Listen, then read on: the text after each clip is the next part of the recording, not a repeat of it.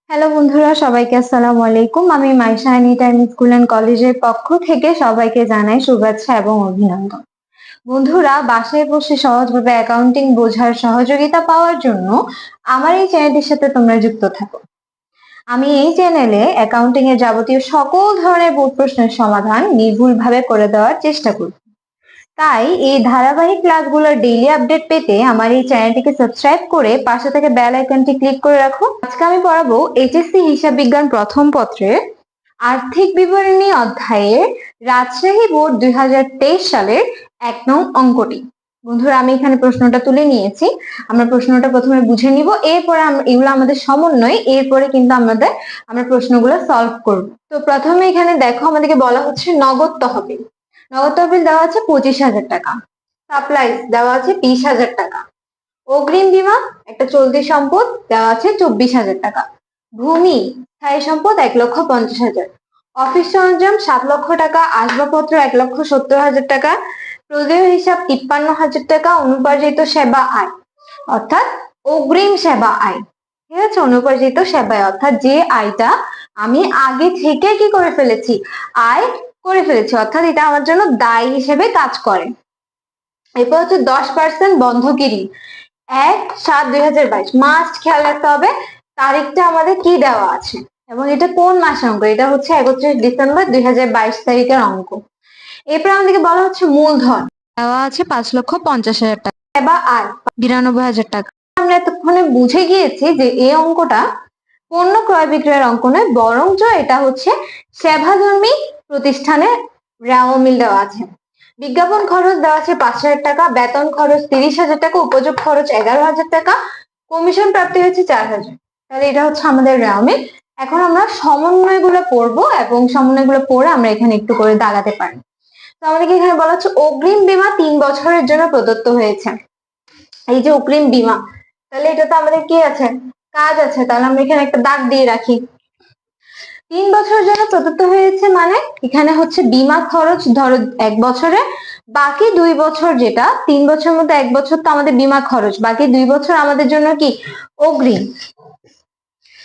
এরপর আমাদেরকে বলা হয়েছে বছর শেষে সাপ্লাইজ মজুত আছে 10,000 টাকা। তাহলে আমাদের এখানে সাপ্লাইজ কোথায় দেওয়া আছে, এই যে। তাহলে সাপ্লাইজ যেহেতু মজুত আছে অর্থাৎ 10,000 টাকা মজুত আছে, এই যে 20 থেকে 10,000 টাকা মজুত আছে, তাইলে সাপ্লাইজ খরচ কতটুকু এটা আমরা বের করব।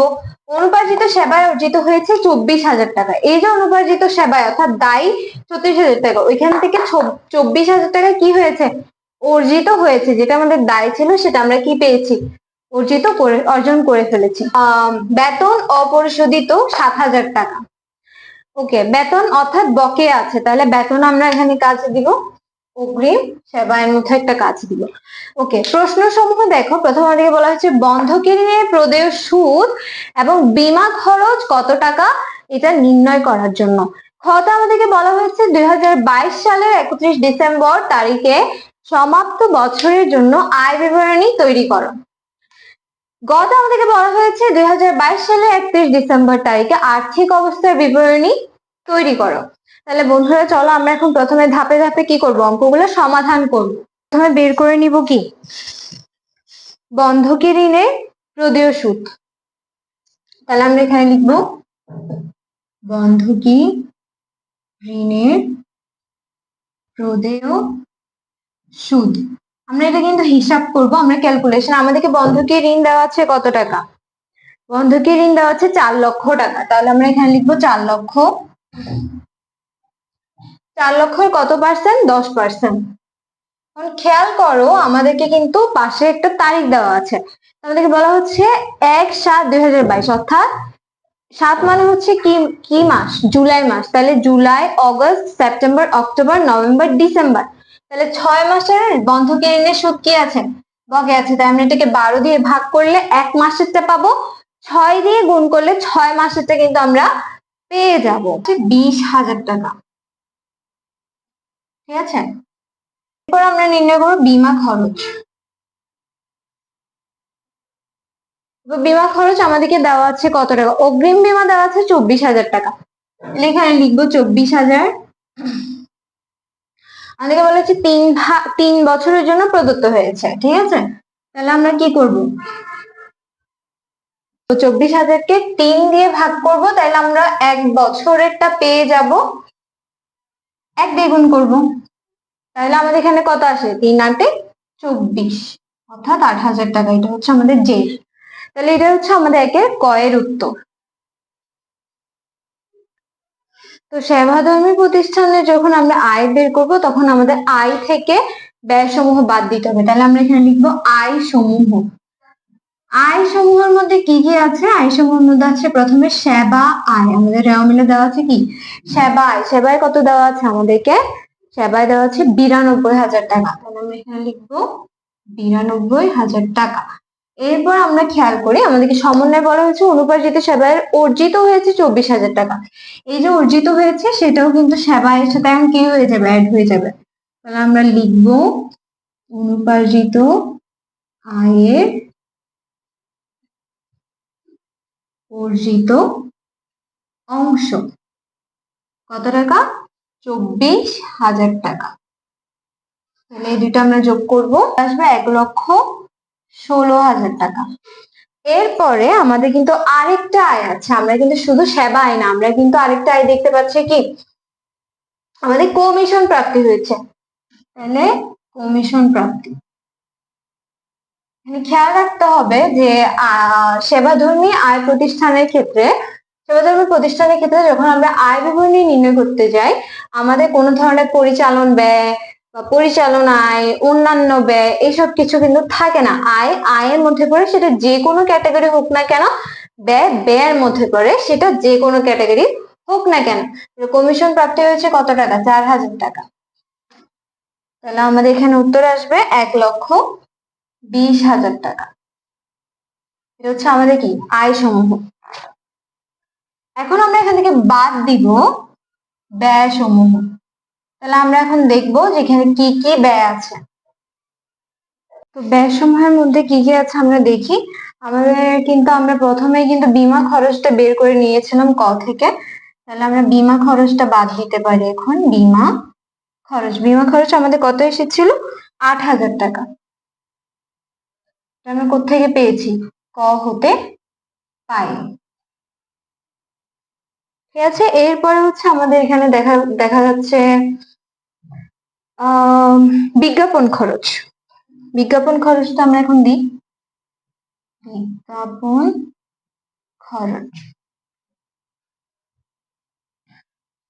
বিজ্ঞাপন খরচ দেওয়া আছে 5,000 টাকা। এরপরে আমরা এখানে দেখতে পাচ্ছি সাপ্লাইজ।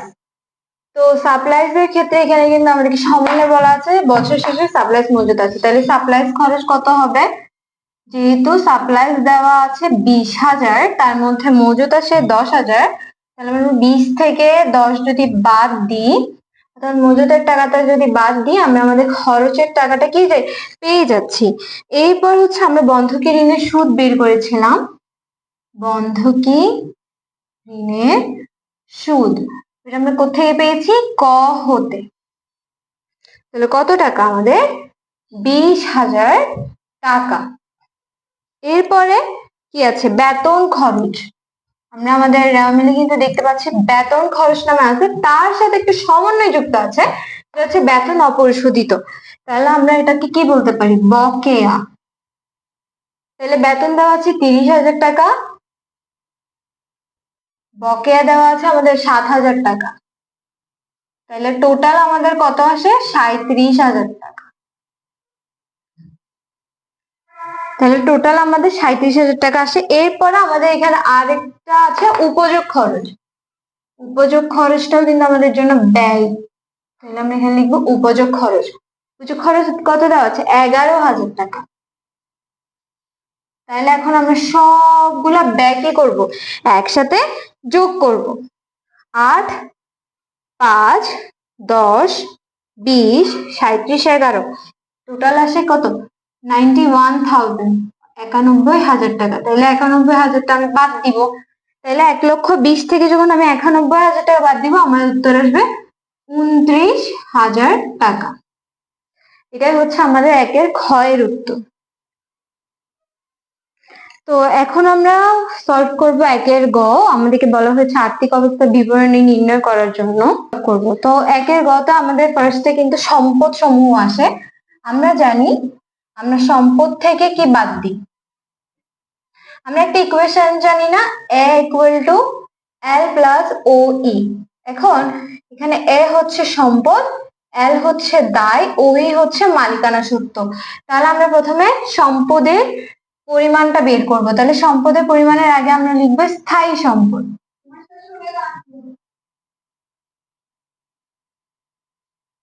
স্থায়ী সম্পদ আমরা লিখবো, স্থায়ী সম্পদ আমাদেরকে কি কি দেওয়া আছে, ভূমি দেওয়া আছে। ভূমি আমাদের কত দেওয়া আছে, 1,50,000 টাকা।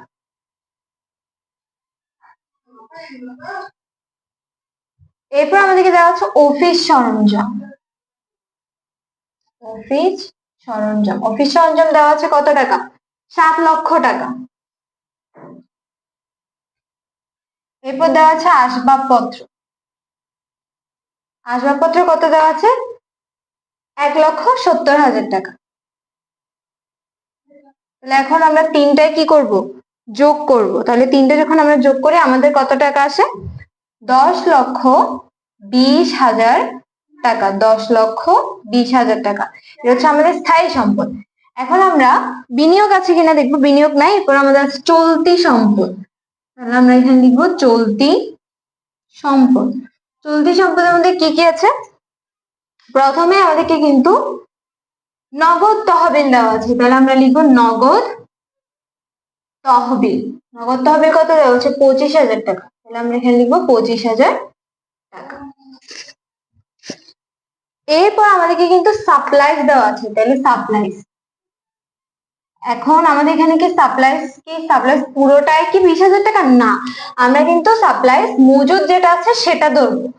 20,000 টাকার মধ্যে 10,000 টাকা তো আমাদের খরচ, পরের 10,000 টাকা আমাদের জন্য কি সম্পদ। তাহলে এখানে 10,000 টাকা লিখবো। এটা আমরা দেখাই দিব কিভাবে, 10,000 মাইনাস 20,000 মাইনাস 10,000। এরপর আমাদের এখানে দেওয়া আছে অগ্রিম বীমা। অগ্রিম বীমাও কিন্তু আমাদের জন্য কি চলতি সম্পদ। তাহলে অগ্রিম বীমা থেকে আমাদের বীমা খরচটা বাদ দিতে হবে। অগ্রিম বীমা কত দেওয়া আছে, 24,000 টাকা দেওয়া আছে। তাহলে আমি যখন বীমা খরচটা বাদ দিব, আমার বীমা খরচ কত আসছিল, 8,000 টাকা। তাহলে 8,000 টাকা আমরা বাদ দিই, আসে 16,000 টাকা।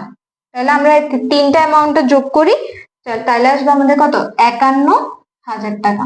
তাহলে আমরা এই দুইটা যোগ করে পাই 10,71,000 টাকা। এটাই হচ্ছে আমাদের কি মোট সম্পদের পাঁচটা। এখন আমরা নির্ণয় করব দায় ও মালিকানা সত্ত্ব। তাহলে আমাদের এখানে দায় ও মালিকানা সত্ত্ব, প্রথমে আমরা মালিকানা সত্ত্বটা বের করব। মালিকানা সত্ত্বর মধ্যে আমাদেরকে কি দেওয়া আছে, মূলধন দেওয়া আছে। প্রথমে সবার আগে আমরা কি লিখতে হয়, মূলধন লিখতে হয়। মূলধন কত দেওয়া আছে আমাদেরকে, 5,50,000 টাকা। সাথে আমরা এখানে কি করব, নিট লাভটা যোগ করব, যেটা আমরা কোথায় পেয়েছি, খতে পেয়েছি। নিট লাভ কত ছিল আমাদের, 29,000 টাকা।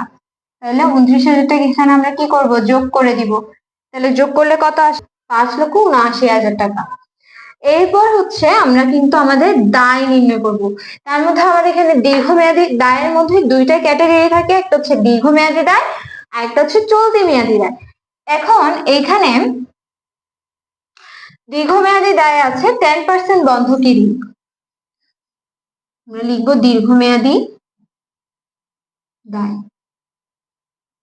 10% বন্ধকি ঋণ 1/7/2022। কত দেওয়া আছে আমাদেরকে, 4,00,000 টাকা। এটাও রাখলাম। এরপর আমরা বের করব চলতি দায়ের। চলতি দায়ের মধ্যে কি কি আছে, প্রদেয় হিসাব। প্রদেয় হিসাব কত টাকা, প্রদেয় হিসাব দেওয়া আছে আমাদের কত টাকা, 53,000 টাকা।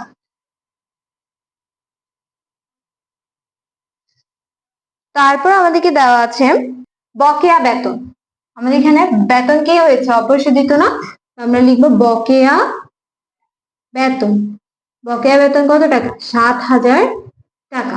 বন্ধকি ঋণের সুদ, বন্ধকি ঋণের সুদও কিন্তু কি প্রদেয় সুদ, আমাদের জন্য চলতি দায়। বন্ধকি ঋণের প্রদেয় সুদ কি? চলতি দায়। কত টাকা? 20,000 টাকা। এরপর লাস্ট বাট নট লিস্ট আমাদেরকে দেওয়া আছে অনুপার্জিত সেবা আয়। অনুপার্জিত